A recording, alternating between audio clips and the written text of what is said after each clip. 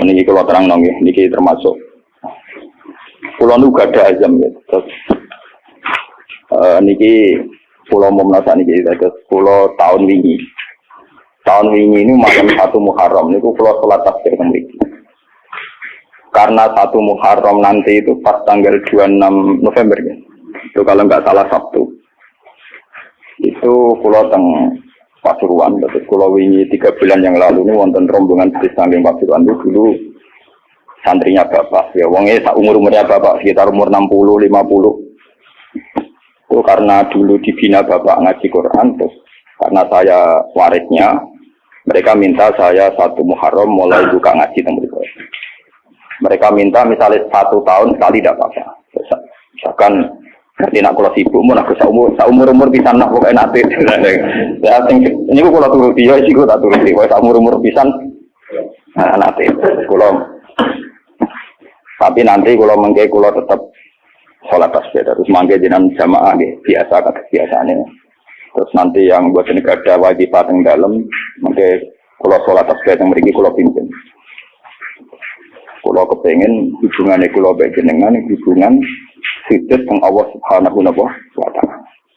Memang hubungan sujud itu dimulai lewat ilmu, lewat apa? Kayak saya ngaji tafsir. Karena ilmu saya yang paling original saat ngaji tafsir. Apapun hebatnya kados hikam, hayatus sahabat atau kitab-kitab yang saya baca sore, itu kehebatan yang terbatas, sehingga mudah kita paham. Jadi kadang orang-orang itu salah paham. Orang ketika ngaji hikam, ngaji hayatus sahabat, pokoknya kayak ngaji saya sore ini. Itu memang orang lebih mudah paham. Karena ilmunya manusia itu terbatas. Sehingga orang itu mudah kuat. Tapi sebetulnya yang hakikat ilmu itu ya di Quran itu. Meskipun kadang kita tidak paham, gak karpe. Tapi itu hakikatul ilmi. Semua ilmu ya ada di Nabi. Saya ini pernah khatam hikam, pernah khatam ihya. Beberapa kitab tasawuf pernah saya baca. Itu memang enak dan saya lebih merasa nyaman. Tapi sebetulnya ada hal-hal yang hilang dalam kondisi sosial nyata. Misalnya begini, ruhin melarat itu tidak apa-apa, itu takdir. Orang roh kota, orang roh rumah sakit, gak roh nomor telepon rumah sakit itu tidak apa-apa, itu takdir. Takdir wong khusuk, wong melarat itu raruan. Kayak ada apa-apa, ini normal-normal saja. Tapi sifat khusuk ini akan hilang saat ibunya sakit atau istrinya sakit. Ngeteroni rumah sakit ya ora di duwe. Dia tulung koncone ora dipercaya, tekan alamat rumah sakit ora roh tilpune. Ya, nanti status khusuk dadi hak. Wong ora darani khusuk tapi napa? Paham napa? Makanya santri-santri sing ngaji kula tak provokasi. Jadi status khusuk itu bisa hilang dalam kasus sosial yang nyata.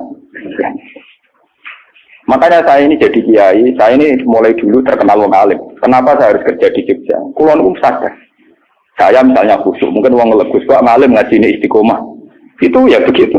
Dalam kondisi normal mungkin saya dipuji demikian. Tapi misalnya anak saya sakit parah atau ibu saya sakit parah. Atau orang rumah sakit duit, mobil gak duit, alamat gak duit, relasi. Nanti status saya ini bukan orang alim yang istiqomah. Wong wong apa? Wong nulung ibu ora kodam, nurut anake ora kok. Di sini ini terus terjadi kesalahan dalam kitab-kitab tasawuf yang benar. Makanya saya mohon yang senang saya, ngaji saya paling inti tetap di Quran. Meskipun Quran itu kadang ada pornografi, cara Gus Durian ada pornografi. Itu hal yang nyata. Orang tasawuf itu malu membicarakan pornografi. Tapi kalau Quran biasa saja. Jadi misalnya di Quran itu ada ayat Nisa'ukum harsulakum fa'tu harsakum an-nasib. Bojomu itu tanduran. Kowe nak carane jima, carane ngumpuli nganggo cara paling liar tak karepmu terserah. Itu ya nyata. Karena Allah iso ngilani.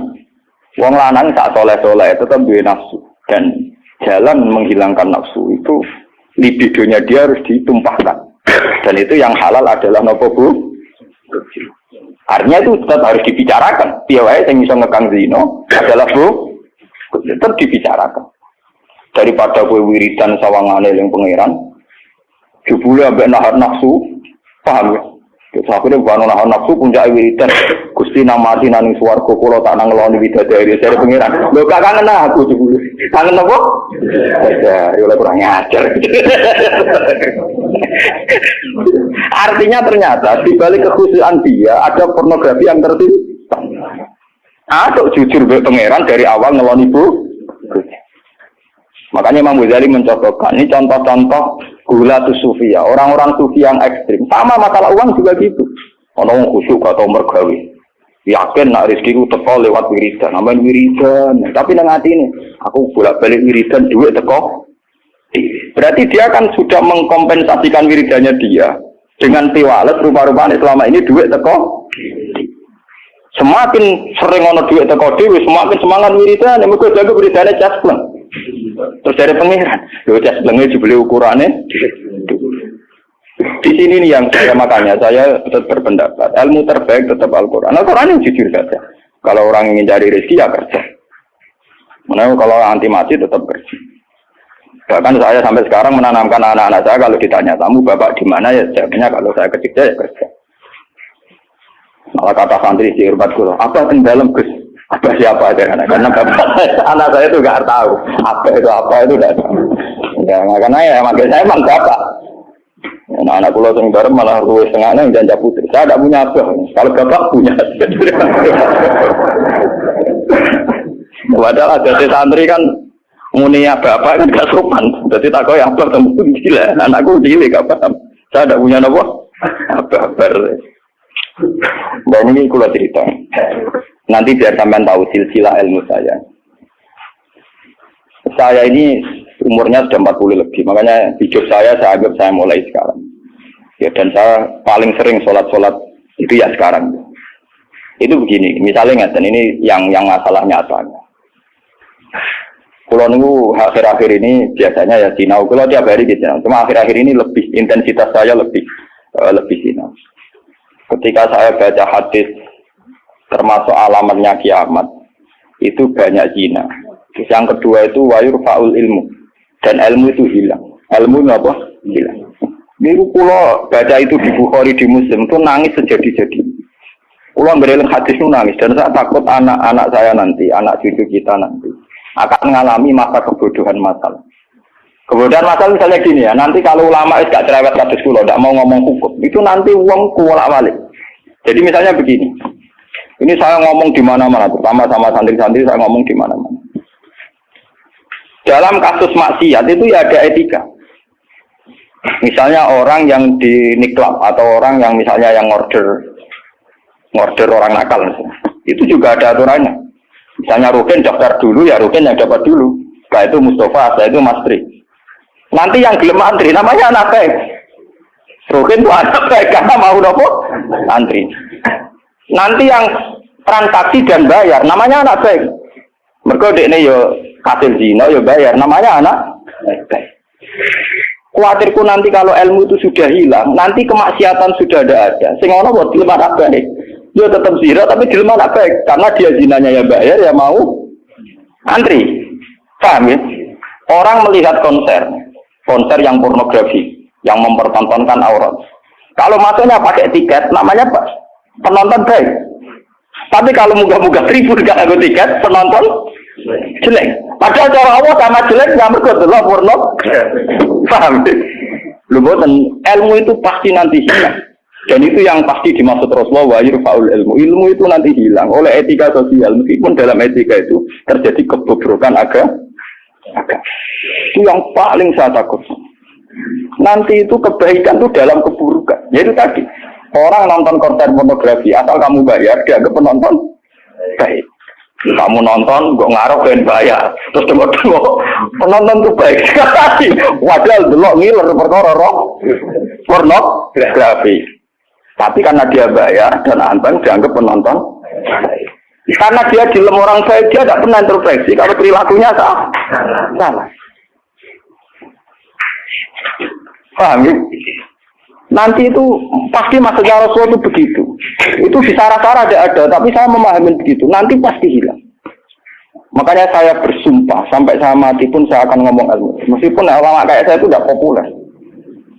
Saya itu sering dikritik sama teman-teman saya rezekinya dari pidato. Gus ini apa jenara gelem pidato? Nggak ini kalau pidato gak pede. Nanti nuntut tengah kula. Gak jawab tenan. Gak siap. Ngrugekno kowe lho jawabanku. Gak usah Gus kayak terang satu aku raro biar aku tetap sering pidato. Iya, macam-macam ya. Nggak gini terus kalau tenangan.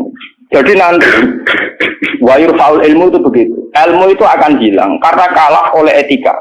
Etika dalam kemaksiatan tadi. Makanya saya pernah punya santri, dia itu punya toko, ya toko konten. Dia ngeluh ke saya coba. Sebelum Dewi jenengan itu benar. Jadi wong soleh itu butuh nyali. Tapi ya cerita.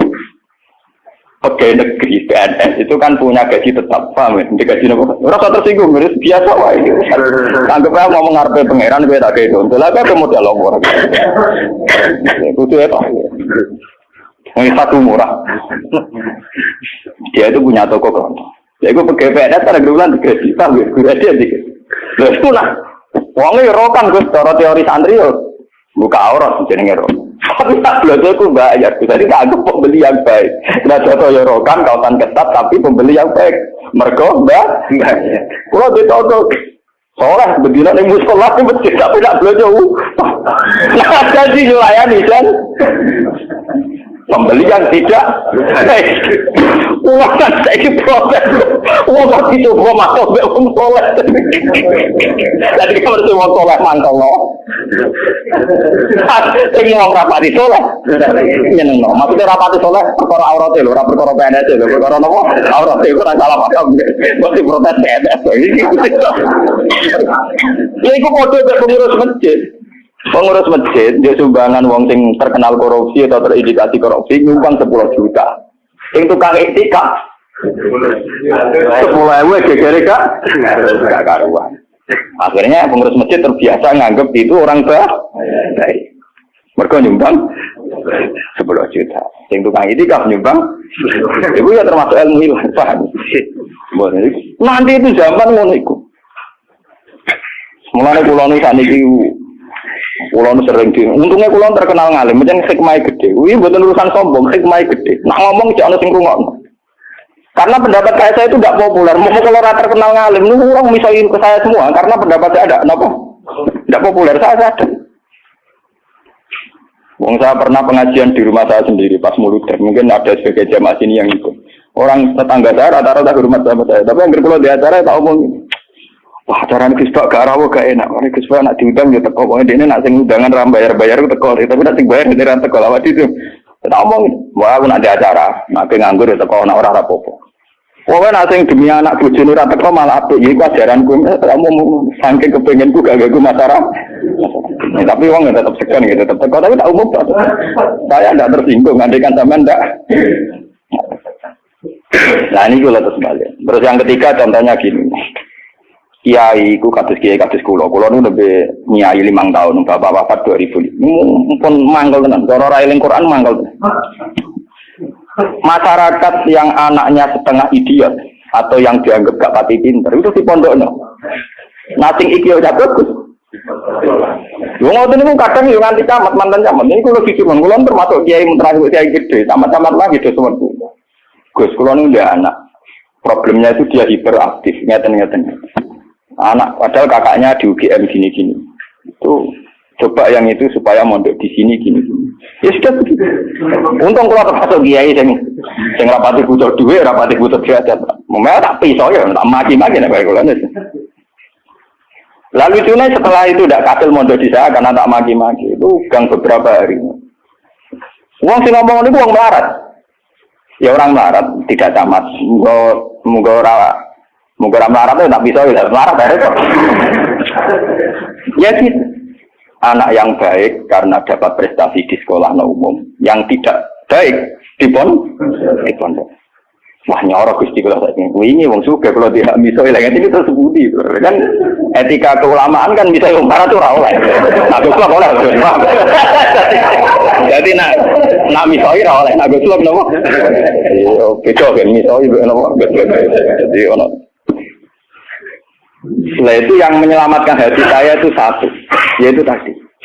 Kenapa di Al-Quran diulang-ulang innalladzina amanu wa amilus. Jadi sebetulnya begini, ini yang peringatan ya bagi teman-teman yang mungkin di sini ada PNS, ada orang-orang yang biasa punya selera elit. Cobalah Quran ini dihidup-hidupkan lagi amanu wa amilus sholihat. Dalam teori Quran pokoknya yang baik itu ngamal soleh. Jadi misalnya saya sebagai orang alim di Pondok Ruhin.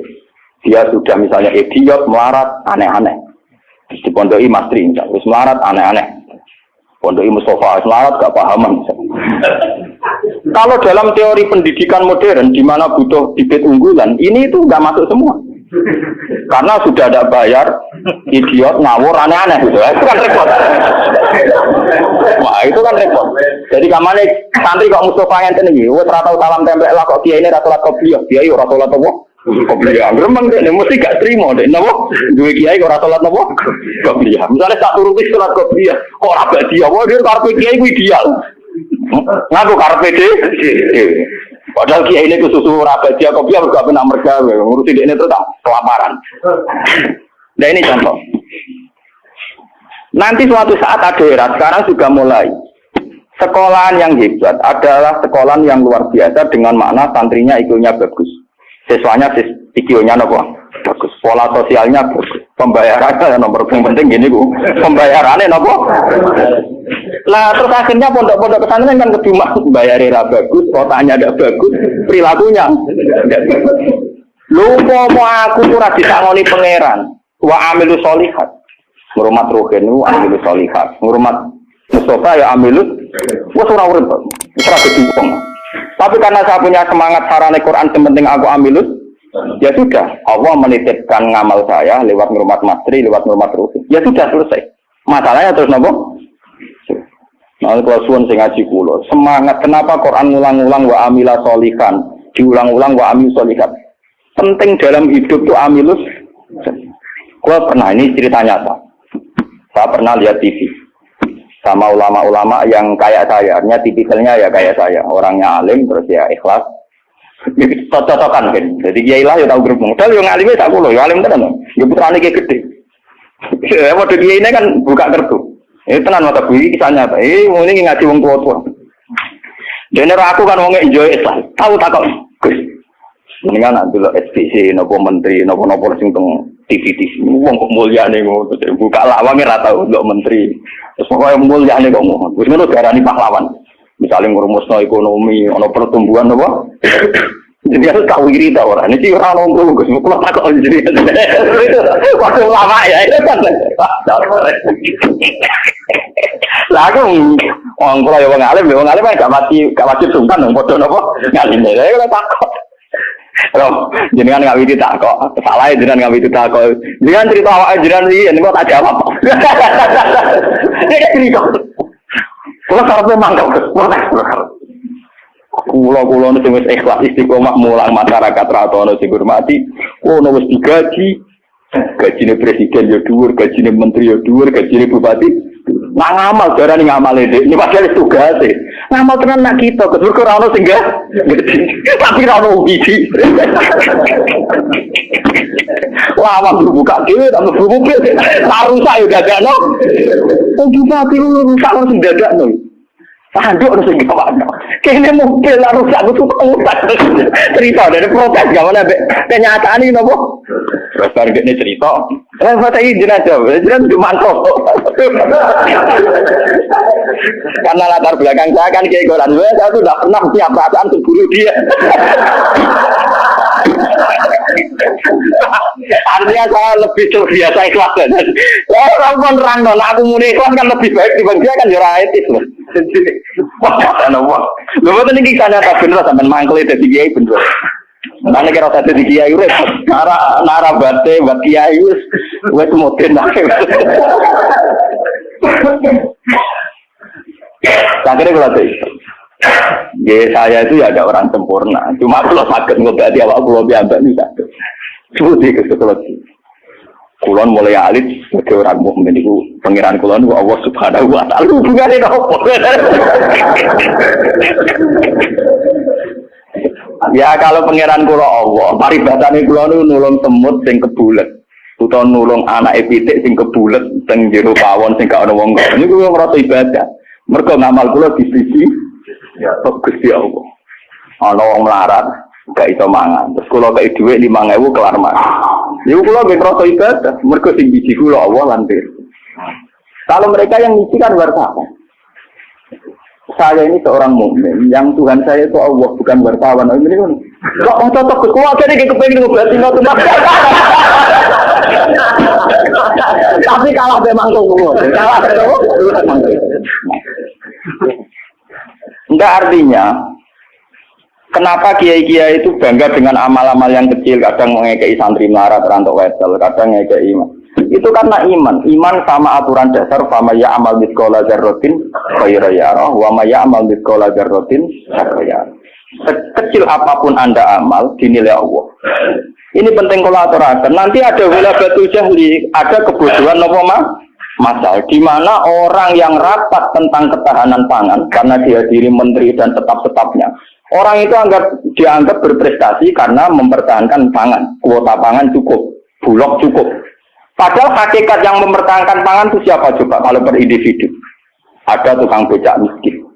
Dia hari itu tidak bisa makan. Ditolong sama tukang becak diutangi 20.000. Anak istrinya jadi apa? Makan.